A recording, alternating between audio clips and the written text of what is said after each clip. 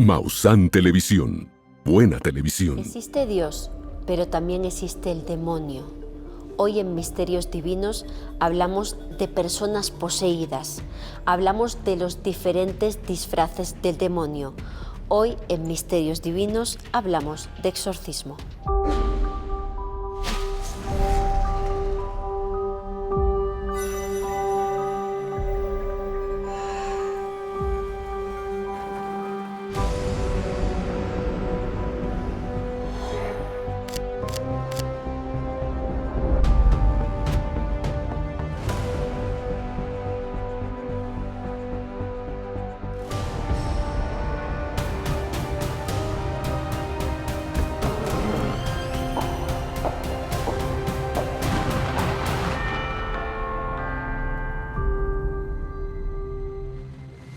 Decía el padre Gabriel Amorth, quien fuera exorcista jefe del Vaticano, que el diablo, cuando más contento está, es cuando se niega su existencia.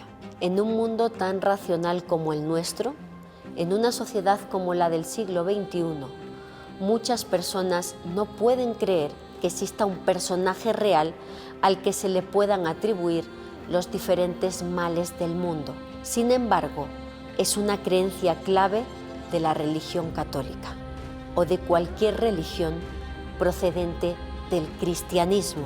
Los fieles creen que existe Dios, pero también es dogma de fe considerar que existe el demonio, un personaje maléfico responsable de tentar a los hombres, responsable de todos los crímenes que ocurren en nuestro tiempo y también en la antigüedad. Los expertos en teología aseguran que el término Lucifer está relacionado con la palabra luz, que Lucifer era uno de los ángeles favoritos del Señor, porque era perfecto, porque era sumamente sabio, pero también tenía una gran soberbia.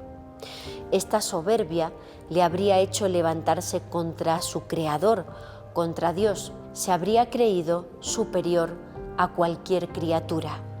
Esto hizo que fuera expulsado del paraíso y caído en desgracia, que formara parte desde entonces de ese grupo de ángeles caídos, que fuera el líder del infierno. Más tarde recibió otros nombres. De Lucifer pasó a ser Satanás, una palabra que, por cierto, significa adversario. Es el adversario de Dios. Desde la Edad Media, sobre todo a partir de la creación de instituciones eclesiásticas como el Santo Oficio, el Tribunal de la Inquisición, la Iglesia se dedicó a perseguir cualquier signo relacionado con el diablo. Acusaron a diferentes personas de formar parte de las legiones de Satanás e incluso describieron cómo era en obras como el Malleus Maleficarum, el martillo de las brujas, obras destinadas a tratar de que las personas pudieran reconocer al diablo cuando lo tuvieran enfrente. Esta obra determinaba que el diablo tenía un cuerpo etérico, que era una especie de espíritu y que por lo tanto se podía transformar en cualquier cosa, en una mujer bonita, en una anciana o incluso en un niño, a fin de acercarse a cualquiera para poder tentarle, para poder provocar el pecado en estos individuos. De la creencia de que el diablo es un espíritu, un ser etérico, surgen tradiciones tan importantes como bendecir la mesa, bendecir el pan o los alimentos, porque consideraban que el demonio se podía transformar en cualquier persona y en cualquier objeto. Decían que el diablo era el príncipe de los disfraces. Quizá a la fecha, en nuestro tiempo, no podemos creer en un personaje con cuernos rojos, con cola roja, pero sí con las llamadas fuerzas del mal, fuerzas maléficas que seguirían presentes en nuestro mundo y que muchos fieles temen tener en su vida. Hoy hablamos de fuerzas demoníacas y para ello vamos a consultar con un experto sobre exorcismos y oraciones de liberación en nuestro tiempo. Me encuentro con Antonio Zamudio, es el responsable de la Agencia Mexicana de Investigación Paranormal. Bienvenido, Antonio. Gracias, Lourdes, es un honor. Muchas gracias por aceptar esta entrevista. A lo largo de tu trabajo como investigador de campo, ¿te has encontrado realmente con manifestaciones diabólicas? Fíjate que hay que definir específicamente qué es diabólico, porque para muchas personas allá afuera lo diabólico lo remiten a algo que no entienden, no hay explicación. Y otras personas viven con un hecho bastante escalofriante. Yo diría que clasificaría el fenómeno en posesiones y exorcismos. ¿Qué diferencia hay? La posesión es justamente la que implica un demonio que ejerce presión y manejo sobre la mente de un poseso. Es decir, tiene vejaciones, tiene influencias malignas, tiene incluso ataques físicos, ¿no? Por así decirlo. En eso sí cabría la representación del maligno o lo diabólico, pero vamos a separar lo diabólico de quién está poseyendo a la persona. Entonces ahí radica también la solución para los exorcistas, para saber contra quién están combatiendo, ¿no? Al enfrentarte a estas situaciones, ¿cómo actúas? ¿Cómo te proteges? Fíjate que yo tengo una actuación un poco más de testigo. Usualmente afuera de repente la gente se mete en la camisa de que yo puedo hacer la oración de una persona para que pueda coadyuvar, para que se pueda liberar. Pero nuestro trabajo, Lourdes, es simplemente estar en medio. No somos ni juez ni parte. Dando testimonio. Testimonio documental. Ojo, es algo bien importante. Yo no soy un hombre de fe, yo no creo en Dios, no creo en ninguna religión. Sin embargo, he constatado que la presencia del maligno se representa bien fielmente en un poseso y me ha desafiado. El desafío directo de una persona no creyente es justamente eso, que se te evidencia o se te postra algo que tú pensabas que no existía. Antonio, en un mundo tan descreído y tan racional como el nuestro, ¿es posible considerar que exista un personaje físico, una entidad que se identifica como el demonio? Yo creo, Lourdes, es en nombre de el demonio. Por ejemplo, hago una alusiva a lo que representa lo judio-cristiano. Todo lo que va basado en lo religioso remite a que está en nombre de Dios, en nombre de Jesús, en nombre de Dios Padre. Los demonios hacen lo mismo. Astarot, Belial, Belcebú, todos ellos remiten en nombre de Satanás, el adversario, Lucifer. Simplemente es una simbiosis de dioses contra dioses. Yo lo veo desde mi punto de vista y lo veo, y sí es escalofriante, por ejemplo, el desafío de que sepan cosas secretas, muy secretas de ti mismo, y que te las evidencien en el momento que están haciendo un proceso de liberación, o más allá. Ese es un desafío que incluso la propia medicina pues no tiene una explicación, la xenoglosia, por ejemplo, ¿no? El poder hablar lenguas perdidas, y no son cualquier lengua. El exorcista se pone a dar un parlamento entre el demonio y el poseso, ¿sabes?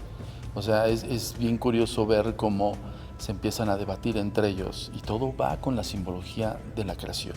Eso a mí me ha desafiado mucho. Entonces eso sí es la representación máxima de la existencia, lo maligno, lo diabólico.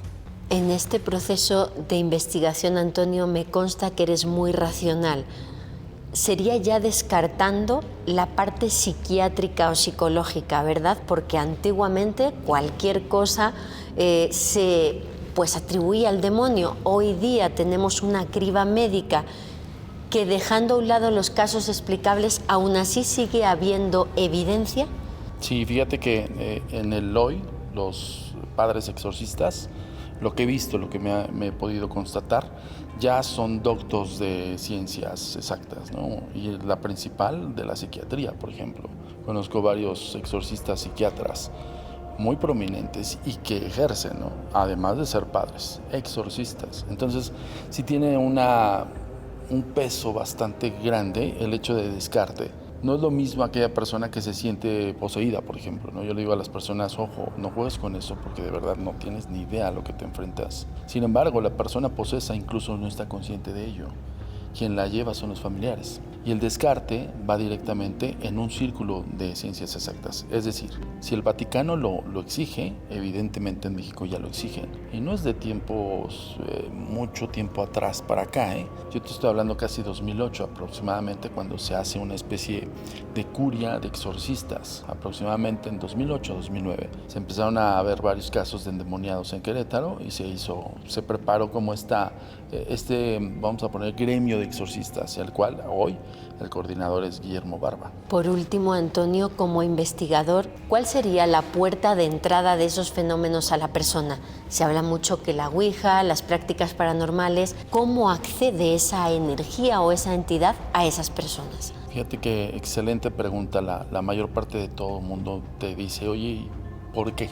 Tiene que ver con también la parte ideológica, es decir, la persona sí tiene que creer en Dios, tiene que creer evidentemente en el Dios judío-cristiano para ser poseído por ese tipo de demonios. Podría ser y podría caber la posibilidad de otros demonios en otras culturas o en otras creencias. Pero si estamos hablando de este demonio, de este Satanás Lucifer, tiene que estar sí o sí, de alguna manera embarcado en el ámbito religioso.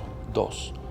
La fisura a la cual le llaman los exorcistas, la fisura que no tienes específicamente en tu persona, sino más bien en tu ser, es decir, algún tipo de problema anímico, algún tipo de impacto que haya, no sé, pasado por tu familia, algo así, y que te haya fisurado a nivel anímico, mental.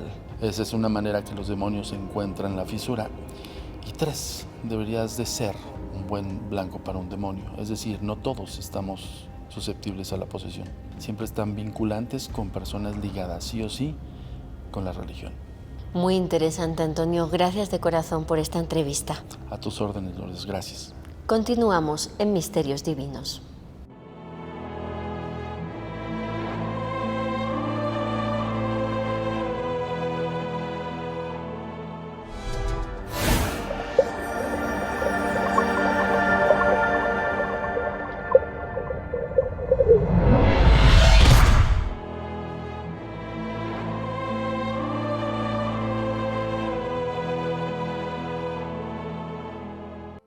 Estamos de vuelta en Misterios Divinos, seguimos con este tema inquietante que tiene que ver con el demonio, las posesiones, los exorcismos. Nuestro experto de cabecera, Luis Sánchez, bienvenido. Gracias.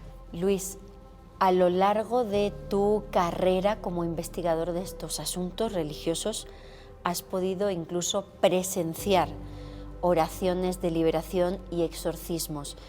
¿Qué características presentan las personas que tienen supuestamente una influencia, una posesión demoníaca? Así es, la Iglesia ha catalogado diversas formas de manifestación de la posesión, ¿sí? Encontramos, por ejemplo, las denominadas casas encantadas, que popularmente se llaman, y la Iglesia denomina infestación. Es la presencia del demonio o demonios en lugares, en objetos, hasta en animales, pero nunca en las personas. La actividad maléfica extraordinaria del demonio en las personas puede ser por fuera, desde fuera, ¿sí? Un ataque externo y un ataque desde dentro, interno.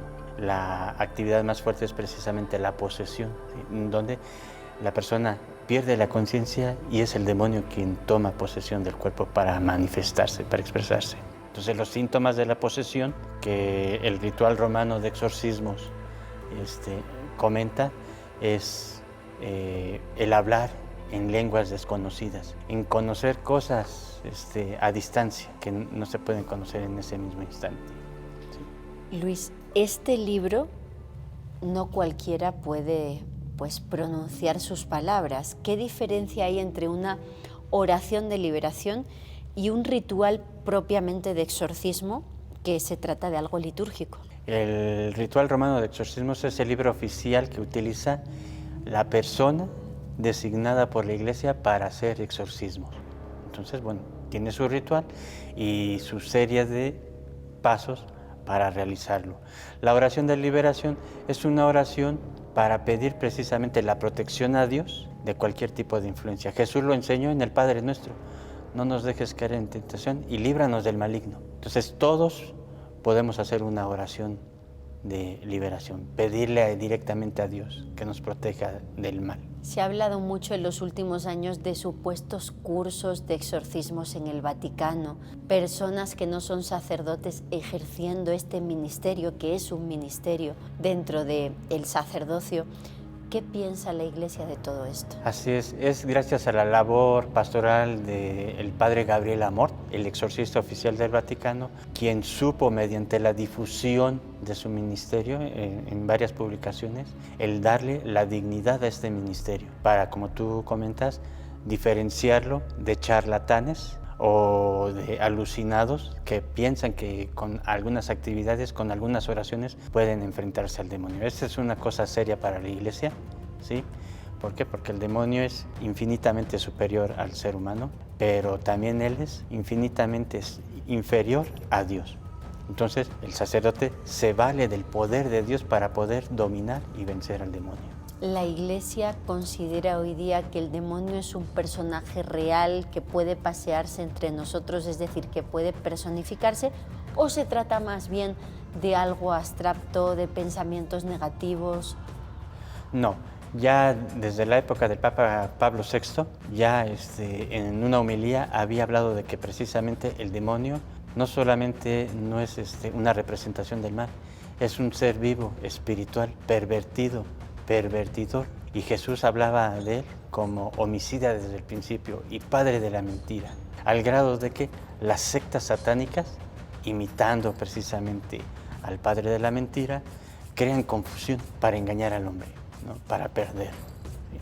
Muchas gracias, Luis. Seguimos con más en Misterios Divinos.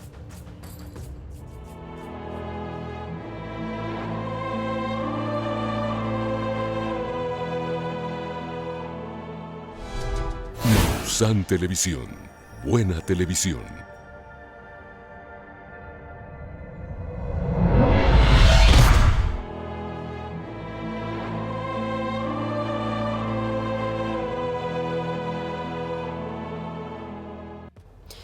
Jesús de Nazaret era judío y en el judaísmo, la religión en la que creció Jesús, está contemplado la existencia de espíritus negativos, espíritus que eran responsables de provocar enfermedades mentales en determinadas personas, de hacer que éstas caminaran desnudas por la calle o que golpearan a cualquier persona que se acercara a ellos. Y si Jesús de Nazaret empezó a ser reconocido al principio de su vida pública y de su ministerio, fue porque era un consumado exorcista. En el seno de la religión judaica creían que había personas que nacían con el don o con la capacidad de expulsar a esos espíritus negativos, y uno de ellos era Jesús de Nazaret. En diferentes momentos del Nuevo Testamento se habla de personajes endemoniados, por ejemplo, de una mujer, la propia María Magdalena, de la cual Jesús es capaz de expulsar hasta 7 demonios. Hay diferentes pasajes de los Evangelios en los que Jesús da diferentes explicaciones a sus discípulos sobre cómo podían sacar del interior de una persona a estos demonios, sobre todo a través de la palabra, expulsándolos cuando eran capaces de que éstos reconocieran su nombre. También en otros momentos de los Evangelios, Jesús asegura que es posible expulsar a los demonios solamente con la fe, con la confianza en Dios, e incluso más tarde, una vez que Jesús ya no está, en diferentes momentos de pasajes como los Hechos de los Apóstoles, los discípulos de Jesús reconocen que tienen miedo de cómo ejercer este ministerio, que no son tan consumados en ese arte de expulsar a los demonios como Jesús, y sin embargo que la propia invocación de su nombre, Jesús, les bastaba para que los diablos, para que los demonios huyeran despavoridos. En las Sagradas Escrituras aparecen episodios donde Jesús ejerce como exorcista. Veamos cómo nos lo cuenta San Marcos.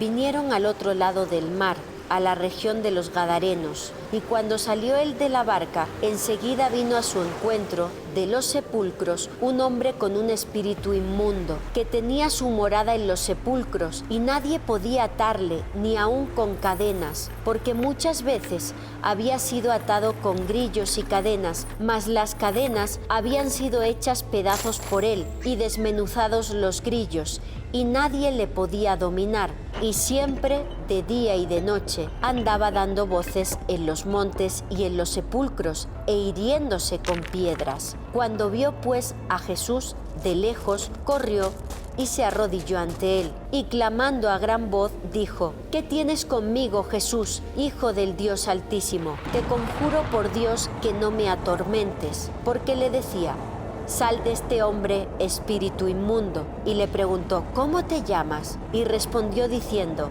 Legión me llamo, porque somos muchos. Y le rogaba mucho que no los enviase fuera de aquella región. Estaba allí cerca del monte un gran hato de cerdos padeciendo. Y le rogaron todos los demonios diciendo: Envíanos a los cerdos para que entremos en ellos. Y Jesús les dio permiso. Y saliendo aquellos espíritus inmundos, entraron en los cerdos, los cuales eran como 2000, y el hato se precipitó en el mar por un despeñadero, y en el mar se ahogaron, y los que apacentaban los cerdos huyeron, y dieron aviso en la ciudad y en los campos, y salieron a ver qué era aquello que había sucedido. Vienen a Jesús y ven al que había sido atormentado del demonio, que había tenido la legión, y estaba sentado, vestido y en su juicio cabal, y tuvieron miedo, y les contaron los que lo habían visto cómo le había acontecido al que había tenido el demonio y lo de los cerdos, y comenzaron a rogarle que se fuera de sus contornos. Al entrar él en la barca, el que había estado endemoniado le rogaba que le dejase estar con él, mas Jesús no se lo permitió, sino que le dijo: Vete a tu casa, a los tuyos, y cuéntale cuán grandes cosas el Señor ha hecho contigo y cómo ha tenido misericordia de ti. Jesús, como vemos, fue un consumado exorcista, y a la fecha tiene ministros, sacerdotes que contra viento y marea, y a pesar del racionalismo del siglo XXI, siguen luchando en nuestro tiempo contra las fuerzas del mal. Nos vemos en un nuevo episodio de Misterios Divinos. Hasta la próxima. Visita mausantelevisión.com y síguenos en todas nuestras redes sociales. Mausan Televisión, buena televisión.